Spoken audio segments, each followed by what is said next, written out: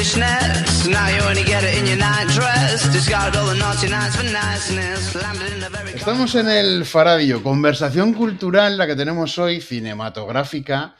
Bueno, yo diría que ya con unos clásicos que ya han salido varias veces en el Faradio. Estamos hablando de Objetivo Family Producciones, que son Richard Zubelzu, el reinosano director. Muy buenas, Richard, ¿cómo estás? Muy buenas. Y Magda Calabrese, que es, bueno, la otra parte de este tándem indestructible de Objetivo Family Producciones. Muy buenas, Magda, ¿qué tal? Muy bien, aquí de chulapa soltera, que tengo que ver que no me corresponde, pero bueno.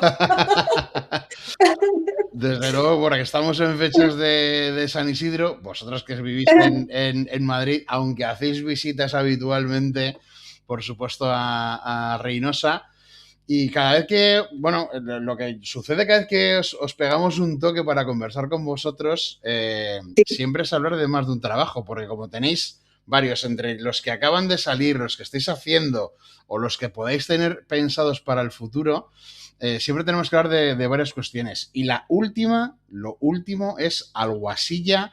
Es un documental, un cortometraje documental que acabáis de publicar, que bueno, para alguien que ha podido verlo, desde luego es más que recomendable su visionado. Y de hecho es un documental que os va a traer a Torrelavega en próximas fechas, ¿no? Contadme. Sí. Sí, va a estar en Torre en Corto el 29 de mayo, en la sección de Cantabria, y a las 8 de la tarde.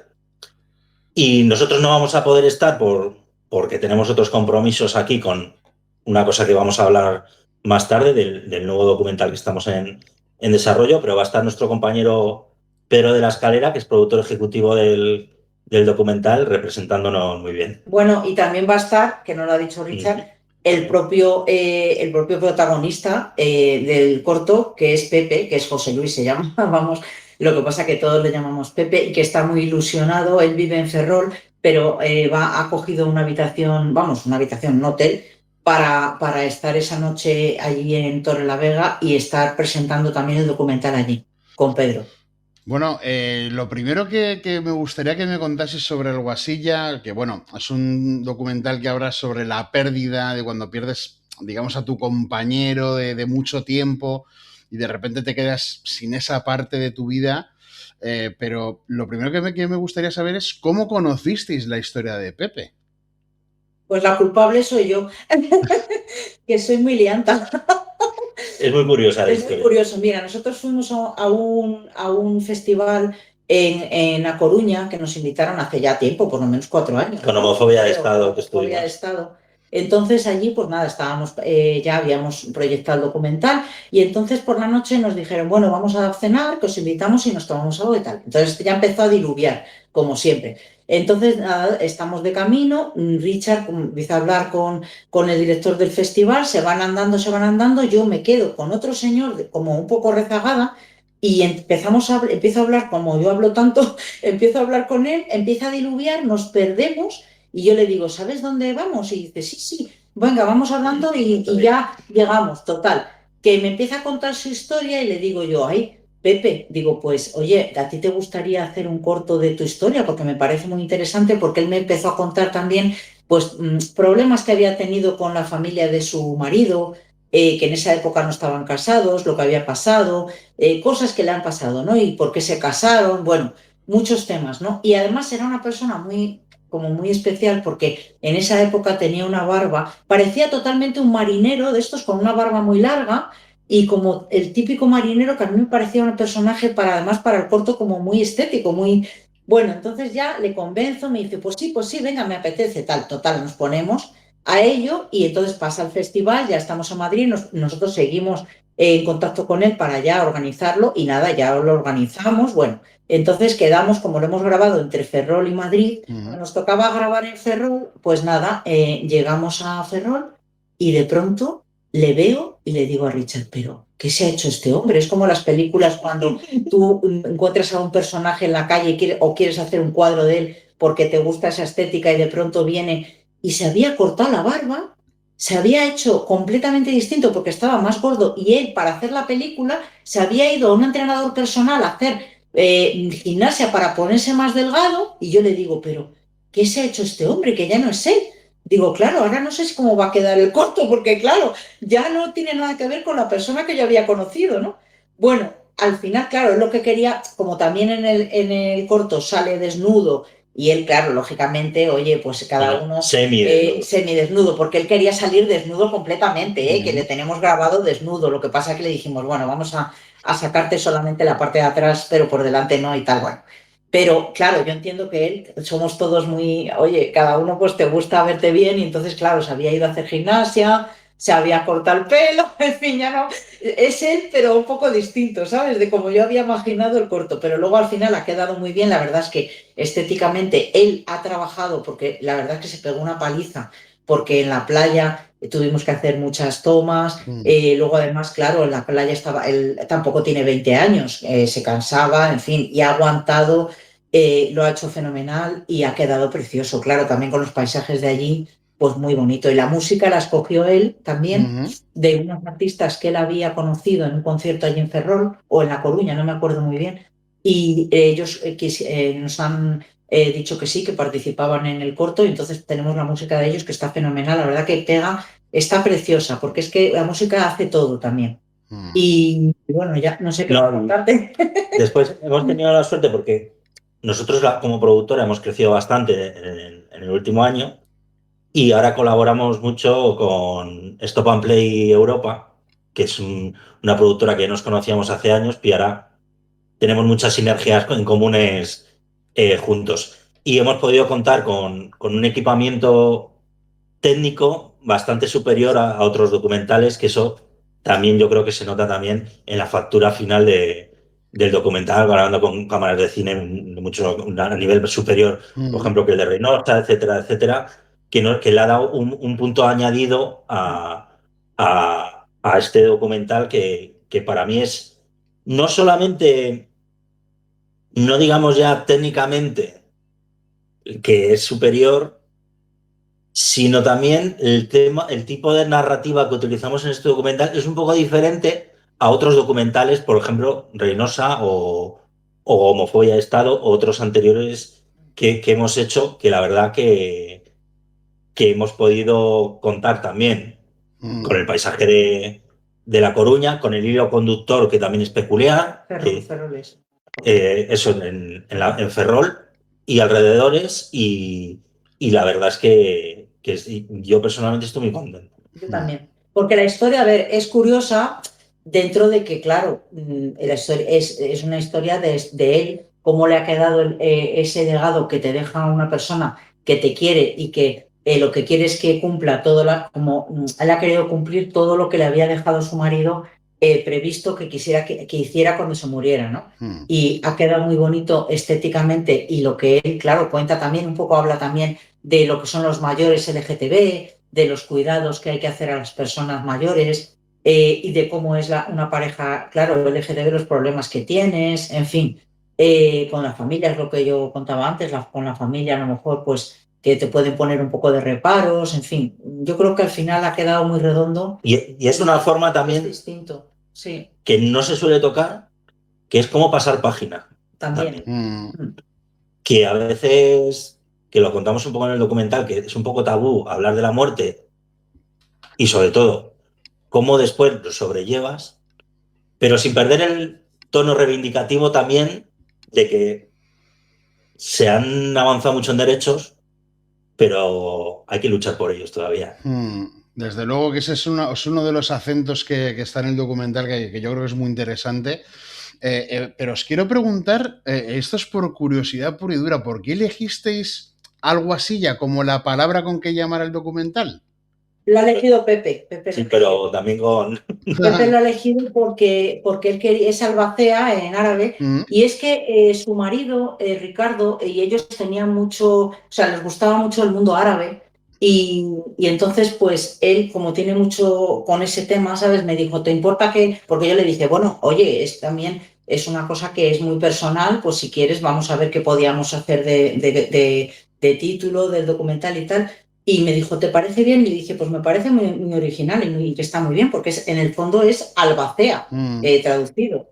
Y es que él es el albacea del marido, ya no solo a nivel de papeles, como si dijéramos oficial, que lo ha pasado muy mal, porque también nos lo contaba todo lo que le ha pasado con el papeleo, que él pensaba que era menos de lo que era, y al final pues es verdad que las cosas hasta que no te llegan no sabes lo que es, ¿no? Pero ya era el albacea espiritual, como si dijéramos, no solamente de papeleo, sino todo lo que le había legado su marido que querría que hiciera por él cuando se hubiera muerto. Entonces es muy bonito. A mí me parece que ese título del documental es el corto. Está muy bien. La verdad es que, claro, cuando lo primero que oyes es el título, o lo primero que lees es el título, pues te piensas, bueno, a ver, Objetivo Family, ¿a dónde se han marchado? Porque a ver, esto puede ser un documental en Jordania, en Túnez, en Egipto, o bueno, ojalá que pudiese hacerse algo en Gaza, pero ese terreno lo tenemos mucho más vedado. Pero desde luego que es algo que no tiene nada que ver, aunque el título sea una palabra árabe. Y yo diría, esto quiero decirlo evidentemente sin hacer spoiler del documental, pero yo creo que hay una intención, corregidme si me equivoco, que también hay una intención de celebrar la cultura y el arte así un poco en general, ¿no? O sea, que el pasar página también pueda ser un poco más fácil cuando esa persona deja también un legado artístico, ¿no? Claro, legado artístico, sí, claro, claro. Sí, sin duda, Sí, sin duda.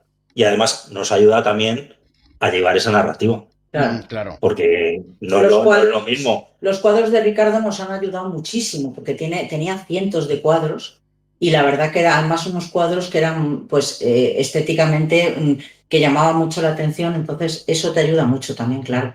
Nosotros, siempre que hemos tratado la muerte en nuestros trabajos, hemos quedado llevarlo también a un punto artístico, Claro. porque Memento Mori metimos también, aparte de unos títulos en latín, también las coreografías que envolvían un poco también esa dureza de la muerte. Bueno, estamos hablando Y de... aparte que a mí, perdone que Sí, yo te sí, sí, sí, sí, interrumpo, sí, sí. que digo que aparte a mí, bueno, ahí soy un poco yo pesada, a mí siempre me ha gustado reivindicar lo que es la danza, el teatro. Yo amo el teatro, amo de la danza, bueno, la pintura como no, que soy licenciada en Bellas Artes, imagínate.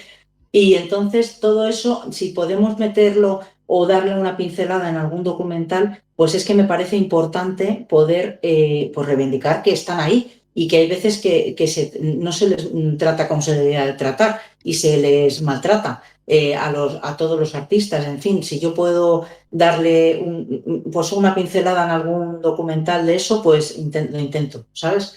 Y también igual que los idiomas. O sea, yo, por ejemplo, el documental de Memento Mori que hablaba Richard, pues los textos que dice en latín, pues a mí me parece que hay que reivindicar las lenguas muertas. Yo un día te dije de hacer un documental en esperanto, ya dijo, se te está empezando a ir la olla. Pero bueno, yo como la olla la tengo ya tan mal, pues ya más no se me puede ir Pablo.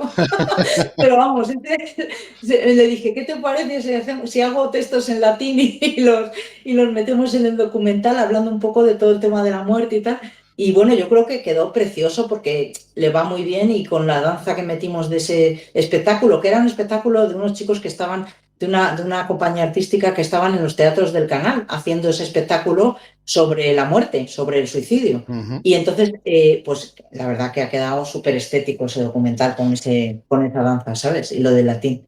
Bueno, esto yo creo que pasa en todas las disciplinas artísticas. Hay bandas de música que hacen 14 canciones y en el disco solo van 10. O pintores o pintoras que van a exponer en una galería de arte, pero al final hay 5 o 6 cuadros que no les cuadran con la exposición. La clave es tener ideas y luego ya se verá cómo se desarrollan las que se consideren las mejores para llevar a una pantalla de cine, por ejemplo, ¿no?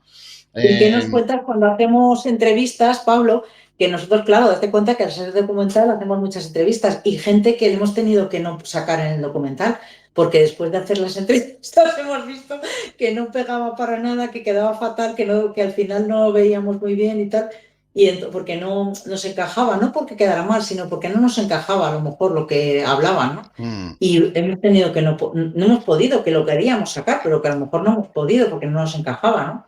No, hay que, eso es igual. No todo puede caber al final. Claro, es que hay veces que no encaja por lo que sea y tú vas con una expectativa de que vas a poderlo encajar y de que dentro de las secuencias pues sí que entra y tal, pero luego cuando lo montas ves que no, ¿sabes? Que no queda bien, entonces pues claro, es así. Yo creo que es interesante a veces hablar de las partes, entre comillas, sobrantes de un proyecto artístico, porque también pueden dar la idea de cuánto cuesta en tiempo, en trabajo, cuánto cuesta hacer un trabajo que luego al final, pues en este caso de Alguasilla, tú puedes ir el día 29 de mayo al Torre en Corto a verlo y son 29 minutos de nada, pero claro, esos 29 minutos conllevan meses entre preparación del trabajo, el rodaje en sí, que te tienes que coordinar con una persona, en este caso con una persona protagonista de un documental, para saber que a ti a lo mejor te viene bien ir a rodar la semana que viene, pero él te dice que hasta el mes que viene no puede, por poner un ejemplo. Bueno, y nosotros aquí hemos tenido un tema importante, que es la naturaleza. Para grabar este documental, él nosotros teníamos que esperar a que la marea bajara. Entonces, él sabía cuándo eran las horas exactas para que bajara, para poder conseguir ese espacio donde está rodado, cuando él se mete en el agua, bueno, ya lo veréis, que se mete en el agua buceando con las cenizas, para eso que parece que estás en el Caribe, tuvimos que estar a una hora exacta esperando para, bueno, pues me voy a quitar la flor, perdonad, porque es que se me está cayendo y ya, como soy casada, claro, pues la flor de soltera como que ya no, la roja no la tenía y me he puesto la de soltera, que es la blanca. Bueno, pues es que esto lo de los claveles, ya sabes que tiene cada uno tiene la suya, ¿no? Claro. Soltera, la viuda, la casada, la prometida. Bueno, aquí ya sabes, también tengo historias para los claveles. Entonces, pues nada, que eso que tuvimos que estar esperando también el tema de la bajada de la marea para poder grabar, porque no podíamos entrar sino con las cámaras, que encima eran carísimas, como para que se nos cayeran ahí, se estropearan. Bueno, yo estaba de verdad diciendo, madre mía, como se caiga arena o se meta agua en una cámara, bueno, porque además eso subía, de repente teníamos que aprovechar, porque luego subía la marea y no podías entrar por ese sitio, ¿no? Porque además eran unas piedras, bueno, que ahí no te escurrías, era complicado, ¿eh? Y luego date cuenta que también está grabado con dron. Entonces también teníamos que coordinar el dron, que hubiera viento, qué tal. Bueno, ha sido complicadillo, ahí lo ves. Y eso, parece 29 minutos nada, pero... Y que no lloviese, porque hubo días que llovió, pero nos pudimos. Efectivamente, que ayer es lo malo, que también se ponía a llover, en fin. De todas formas, en este concretamente no fue tan complicado en el tema complicado en este sentido, pero no en el tema de las entrevistas, etcétera, porque era nada más que una persona.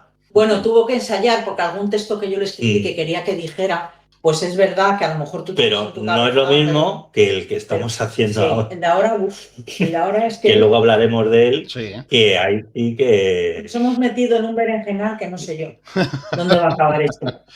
Bueno, primero, por cerrar Alguasilla, estamos hablando de Alguasilla, Albacea, la ausencia, el arte, la pintura, Ferrol, el mar... 29 de mayo en Torre en Corto. Y si alguien no puede ir a Torrelavega el 29 de mayo, ¿dónde pueden ver el documental? Bueno, de momento sigue su proceso natural, como solemos decir, que es el proceso de festivales. Acaba de empezar el recorrido y ya llevamos 2 premios con él. O sea que estamos muy contentos. De momento, por lo menos en 8 o 9 meses, no se va a poder ver en plataformas, etcétera. Queremos hacer también un estreno aquí en Madrid, en un cine en el que estamos todavía por definir. Y en noviembre se va a proyectar y se va a estrenar en el Festival de Norte Cinema Diverso en A Coruña también. Eso es. Y por Cantabria, no lo sé. Todavía no se sabe, pero bueno, lo que es seguro es 29 de mayo Torre en Corto. Tenemos Torrelavega. Eso es. Claro, tenemos Torrelavega. Sí, pero aparte de Torrelavega. Aparte de Torrelavega, bueno, seguramente llegará a algún sitio más con el paso del tiempo, según vayan llegando además los premios, pues seguramente sea un festival un documental un poco más goloso para que en otros sitios también se pueda ver. y en el Faradio ya contaremos cuando llegue a plataformas, que eso es una cosa que solemos hacer con Objetivo Family Producciones, que nos lo ponen muy difícil porque las producciones son un montón las que van sacando y van llegando poco a poco a las plataformas. Es verdad que cuando es largometraje, sí tenemos más definidos los estrenos, en qué ventanas va a estar después, pero en cortometraje depende un poco del recorrido en festivales. Claro. Bueno, vamos a lo anterior, al Guasilla, que esto sí que nos trae mucho más cerca de Cantabria, porque es un poco la historia del castillo de Argüeso. Para un campurriano, Sí. campurriano, adelante. Sí, la verdad es que fue curioso este documental porque vino de la mano de Pedro Luis Gutiérrez, que es el alcalde de Campo de Uso, y, y él siempre ha tenido muy buena relación conmigo desde la Batalla del Viento, que ya nos apoyó en ese documental. De hecho, se hizo un estreno en el castillo del documental de la Batalla del Viento. Y surgió la idea de hacer este documental, que para mí era muy especial porque mi carrera cinematográfica empezó ahí. La historia es que yo estuve de ayudante de dirección en una película en el año 2003 allí, Sí. y 21 años después, o 22, llegó a llegar a este documental que ha funcionado muy bien en plataformas como Prime Video, por ejemplo, porque es un tema también histórico, muy relacionado también con Madrid, aunque parezca mentira, pero que indagando en la historia, es la verdad que fue un sitio importante, el Castillo de Argüeso, y también queríamos poner en valor que se ha recuperado y que es Sí. un referente cultural en el sur de Cantabria, que parece que la cultura en Cantabria es de Torrelavega hacia la costa, pero también en el sur existe. Y bueno, muy interesante también el tema antropológico, ¿eh? Porque eso a mí me parece que es un lugar que tiene es un sitio súper especial para los estudiosos de la antropología y es muy interesante también resaltar eso, ¿eh? No solamente aparte, por supuesto, en el tema cultural, ¿no?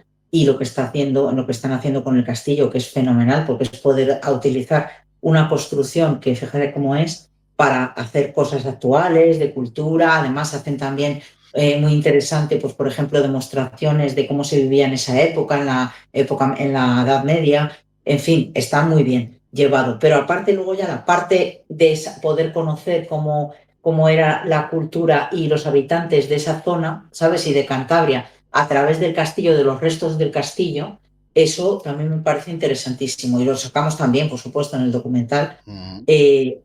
Hablando de todos los restos, lo que ha ayudado a conocer toda la zona, cómo vivían los habitantes, cómo eran, las enfermedades que tenían, todo eso. Y en este también siempre nos quejamos de que nunca nos ayudan, pues en este caso sí tuvimos ayuda del gobierno de Cantabria para poder realizar el documental. Este sí que ha llegado a plataformas.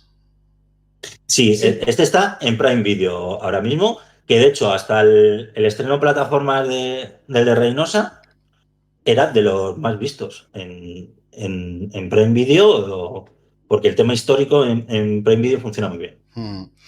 Bueno, ya habéis citado varias veces Reynosa 1987, que es contar los sucesos de aquel momento, de en plena reconversión industrial, las protestas que hubo, pero el caso es que no ha sido suficiente con triunfar en cines en Santander o en Madrid, sino que Reynosa 1987, no sé si ha llegado a Reynosa, México incluso.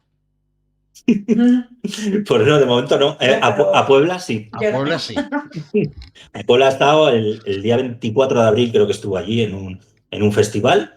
Y en estos días está también en Colombia. En Colombia, en un festival antifascista. O sea que también es muy importante que estas historias se conozcan al otro lado del charco, y además va a dar el salto también a Estados Unidos. Ahí no creo que vayamos porque igual nos ponen el chándal de Maduro si entramos, pero vamos, tenemos un buen contacto allí que nos va a ayudar a que tenga un buen recorrido.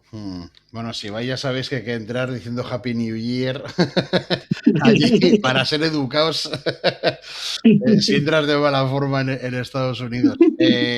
Bueno, el caso es que esto pasa con este documental en concreto, pero se ha pasado ya con muchos. O sea, si nos ponemos a hablar de premios, menciones en festivales que se han hecho, yo me doy cuenta de que incluso no os da tiempo a actualizar vuestra web en tiempo, porque ves la actualización última y resulta que ya han llegado más menciones nuevas, ¿no? Ya, es verdad. Qué bien, ¿verdad? Es que trabajamos mucho. No, además, nos hemos dado cuenta al cabo de los años la cultura de documental que hay en Latinoamérica. Es verdad. Y mira, sobre todo en Colombia, tú no sabes lo bien Colombia y cómo México. les gusta y cómo lo tienen de... mira, en Colombia ellos cuando ponen una sala de cine, una película, antes de la película ponen varios cortos de, como en vez de los trailers, a lo mejor como ponemos aquí, pues ellos ponen cortos y tienen esa cultura de poner el corto antes de... Que eso yo lo he visto en algunos cines antiguamente, que ponían aquí en Madrid y en España algún corto de antesala de las películas. Claro, hace mucho tiempo. Pero ellos lo tienen como asumido de poner los cortos. Claro, es una forma de visibilizar a lo mejor a gente más joven que hace un corto, ¿qué tal? Pues es una forma de que a la vez que estás viendo una película que ya has ido a ver o has pagado para ver esa película, puedas visibilizar unos cortos que siempre son interesantes al final también. Que hay veces que hay cortos que son interesantísimos, vamos. Sí, y sobre todo también los documentales de temática LGTB, allí hay muchísimos festivales, pero Sí, muchísimos. muchísimos. Cuando después las políticas que tienen ellos no son tan... Ya, eso es lo que es un pero es verdad. Pero eso nos pasó también en China. En China tuvimos un par de documentales LGTB. De hecho, fuera del juego Yo soy una niña. Estuvieron allí. Y allí, Claro. Cuidado. No se entiende, son cosas que a veces dices, pero ¿cómo puede ser? Pero fíjate. Sí, pero nos contaba gente del festival que era una manera de empoderarse también. Si en el extranjero tenía visibilidad ese tipo de festivales que se hacen allí. Claro. No recuerdo cuántas semanas duró en Santander en los cines embajadores el documental de Reynosa. 6 semanas. 6 semanas. 6 y 2 en semanas. Madrid. No pensabais ni por asomo que duraría tanto tiempo, ¿no? Yo es que ya el primer día cuando vi en Madrid, el primer día que estábamos en Madrid, hacer la gente colas y colas y llamando por teléfono, el de la taquilla me decía, oiga, mire, es que están llamando y ya se va a cerrar la sala, la gente diciendo que cuándo lo van a volver a poner, que querían entrar, que tal. Yo estaba alucinada porque yo decía, uy, pero ¿y esto de pronto que se ha llenado y este interés? Ya en Madrid lo vi, el día de los cines Verdi, cuando había esas colas y estaba llamando a la gente por teléfono, ya dije, uy, pues esto parece que va a funcionar bien y que va a gustar. Y efectivamente, porque luego también, claro, en los cines embajadores después del Verdi ha estado tanto en Madrid como en Reynosa, y ya en Reynosa nos llamaban como locos diciendo, pero oye, que este documental no sé qué está pasando, que hay unas colas, que todo, digo, oye, pues genial, porque es lo que pretendemos, que la gente vaya al cine. Después en Madrid no ha estado más por los compromisos que tenían con otras distribuidoras. Porque ellos querían ponerlo, lo que pasa es que decían que no podían porque tenían ya cerrado claro, ese problema de la programación, pero querían ponerlo más, claro, porque estaba lleno, cada vez que lo ponían se llenaba. En Oviedo funcionó muy bien, además fue muy bonito porque vinieron de las cuencas mineras, que tenía mucha relación también. Muy bonito, Y tuvimos unas tertulias de post-peli muy interesantes. Sí, la verdad que ha estado fenomenal, estamos contentísimos. Siempre para el final de las entrevistas que hacemos con los dos o con Magda sola, que alguna hemos tenido con Magda sola o con Richie solo, siempre es hablar de próximos proyectos. ¿Estáis rodando el número 30 ya? Yo creo que sí, que es la número 30. No llevo la cuenta ahora, pero yo creo que sí. Es que tenemos un documental que nos da mucha lástima, es dentro de la colación lo que hablabas tú, de cosas que hablamos, que a veces rodamos y que se quedan ahí, que está, como el documental es algo vivo. Claro, el problema es que tienes que ir actualizando todo, las noticias, lo que va pasando. Entonces, hay veces que, como tú decías antes, pues se rodan cosas que luego pues las tenemos ahí, pero que no las pensamos dejar. Lo que pasa es que las tenemos aparcadas para ir actualizando, ¿no? Pero yo creo que ahora mismo es que no llego a la cuenta, pero yo creo que sí, que estamos No, de hecho, el 30. yo creo que es el 31. O el mismo es el 31, ¿eh? No lo diré, la verdad. Y a ver, proyectos hay muchos. Estamos en un proceso de financiación de uno muy importante, que es la historia de Pedro Cerolo, que esperamos poder cerrarlo dentro de poco, que va a ser, la verdad, que un proyecto que, aparte de que estamos muy ilusionados en hacerle, por la apuesta que ha hecho la Fundación Pedro Cerolo con nosotros, va a ser un documental muy significativo dentro de nuestra carrera, yo creo. Sí. Después tenemos también uno que ya estamos en desarrollo, pero antes de ese vamos a hablar de otro que también estamos esperando acabar la financiación, muy vinculado con Cantabria, que es la figura de Paco Gento, que también estamos ahí, piano, poquito a poquito, remando para poder hacerlo en las condiciones que queremos hacerlo, aunque como se ponga Florentino como ayer, no, no sé yo, pero yo creo que no llegará la sangre al río en ese sentido. Bueno, bueno, fuera broma, ahora ya vamos a hablar del que estamos en desarrollo, que es un tema muy complejo ahora, que afecta a todo el mundo de la sociedad y en el que hablabas antes de cómo se desarrollan los documentales, lo complicado que es, etcétera. Este es posiblemente el más complicado en el que nos vayamos a ver enfrentado nunca. Sí. Y se llama Turistas, buitres y vecinos. Yo creo que con eso la gente ya un poco sabe por dónde vamos. O sea, tema de la vivienda, desahucios, políticas, Sí. turistificación, etcétera. No llevábamos ni la mitad rodado y tenemos ya 15 horas de entrevista. Y todavía nos queda, ¿eh? Más circunstancias por desahucios, más recursos, más situaciones, que es un tema muy complejo. Pero Yo personalmente ya llevaba ya más de 10 años cubriendo de una manera u otra estos temas de desahucios, etcétera, y me estoy dando cuenta y hablando con compañeros en el pasado semana que estuvimos en un desahucio muy desagradable, que estamos volviendo a los años 2012-2013, pero encima con la ley Mordaza. Claro.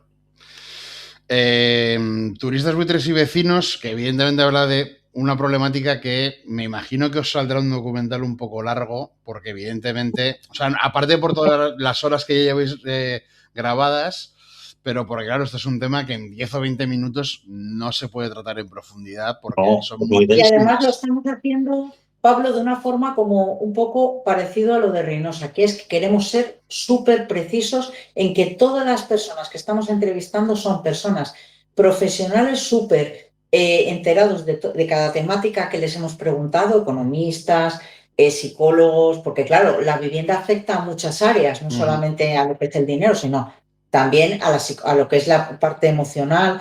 Hemos sacado a especialistas de cada tema, de urbanismo, de tal, que cuentan exactamente para que la gente no tenga dudas de que, porque en las redes y en general se habla de muchas cosas, pero en realidad casi nadie estamos enterados realmente de cómo es el tema, ¿no? Entonces, tenemos un especialista que habla de lo que es un fondo buitre, te lo explica, cómo se llega a ser fondo buitre, por qué el fondo buitre compra los edificios. Todo perfecto, claro. ¿Qué va a pasar? Que es lo que dice Richard, que como esto no se puede tampoco cortar, porque hay cosas que es interesantísimo poderlo conocer y cómo es ese tema, ¿no? El fondo buitre, el urbanismo, todo, ¿no? De las ciudades de España.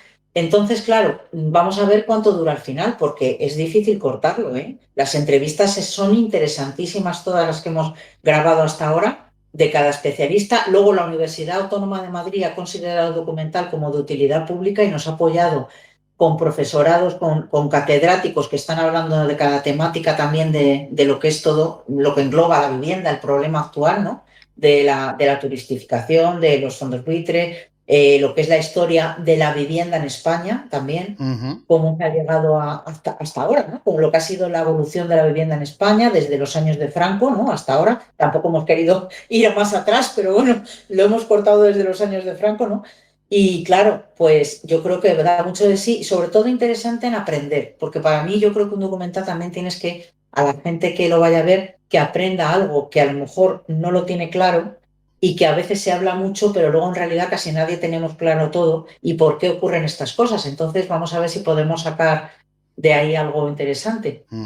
Y después también tocamos temas que muchos partidos políticos los están magnificando, como el tema de la ocupación, Efectivamente. y estamos nos han buscando dado datos, realidades sobre Es que el tema datos, de la ocupación. datos reales de lo que es, lo que se puede hablar y dar una cifra equivocada de lo que es y lo que es la realidad. Y después, por otro lado, también, al igual que hicimos con el de Reynosa, estamos realizando una postproducción muy elaborada con un hilo conductor muy preciso y también muy, muy estético, que el Faradio ya hizo un avance de esa postproducción que estamos llevando y que yo sé que a ti, Pablo, te hizo llorar eso.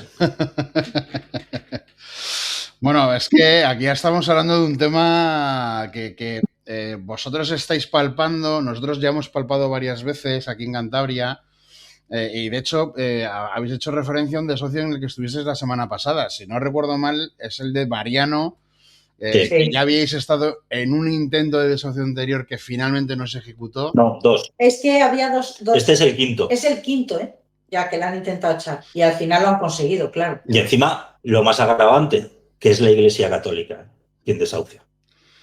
Lo del amor al prójimo era, ¿no? Y además es la venerable orden tercera los que le han echado, o sea que muy venerables, no sé yo, a un señor que lleva toda su vida viviendo en una casa de sus padres y de sus abuelos, o sea, fíjate, a lo mejor 200 años en la misma casa, la misma familia, en el pleno barrio de La Latina, un señor de toda la vida de vecino y que te echen. Bueno, pues como están echando a todo el mundo así, además a gente mayor, que es que ya es lo que más duele, porque están echando a gente de toda la vida de Madrid. Sí, pues dentro de poco es el de Mari Carmen, que también fue muy sonado mediáticamente, que tiene 87 años. Es más mayor todavía que Mariano, que tiene 87 años. Y lleva toda su vida ahí. Pues un drama de los que ocurre todos los días. Lo que pasa es que algunos sí se publicitan, entre comillas, se publicitan más, llegan a pues plataformas tipo afectados por la hipoteca, sindicatos de inquilinas, inquilinos, y esos son los que mediáticamente tienen más recorrido, y cuando de repente quien quiere desalojar a alguien sí se encuentra con una resistencia pacífica para tratar de que eso no ocurra. ¿Vosotros cómo explicaríais el momento de ver algo así? Aparte de por el trabajo que estáis haciendo, ¿eh? A ver, aquí también hay una cosa que estamos tocando en el documental y que nunca se habla, que son los desahucios silenciosos. Porque también les hay, y muchísimos, diariamente. Y a veces son por propia vergüenza del que sufre ese desahucio. Porque por eso lo tocamos también con sociólogos y con psicólogos. Cómo sufren todas las familias que tienen la desgracia de estar en esa situación. Claro. Pues esto es lo que pasa cada día, y lo que pasa casi cada día es que Objetivo Familia se mete en un proyecto nuevo. Así que esta no va a ser la última vez, seguro, que entrevistemos tanto a Richard Zuberzo como a Marta Calabrese, que bueno, digamos que os soléis repartir los papeles. A veces dirigís juntos o dirige... Sí, es que hay algunos documentales, por ejemplo, este último de los turistas y el de Aguasilla, que claro, yo es que creo que así nos entendemos mejor, ¿sabes? También codirigiendo. Bueno, sí. Di que sí, que entendemos. Porque si no, luego discutimos y tal, y entonces así yo creo que nos entendemos mejor, ¿sabes? Y yo creo que ha salido muy bien. Desde luego el de Aguasilla yo creo que ha salido redondo, así que no, el de los turistas va a salir igual. Bueno, y ojo, que tenemos entre ceja y ceja un documental muy relacionado con el Faradio, más concretamente con su director Óscar Allende, que sé que estamos con un libro que tengo muchísimas ganas de tenerlo entre mis manos. Sí. Porque yo creo que eso sería un documental genial. Sí, es verdad. Sí. Bueno. Eso es genial. No es por meterle presión, ¿eh? No, oye, no es mi ventanilla. Pero el caso es que... Os iba a decir, Pablo, que os invito a todo el mundo a que vayan a Torrelavega porque el viernes 29 es entrada libre hasta completar aforo para ir al festival. El sábado no, el sábado es la clausura y ya es para invitados, pero el viernes es entrada libre, entonces animar a la gente no solo que vayan a ver nuestro corto, sino muchos más, que hay una programación buenísima.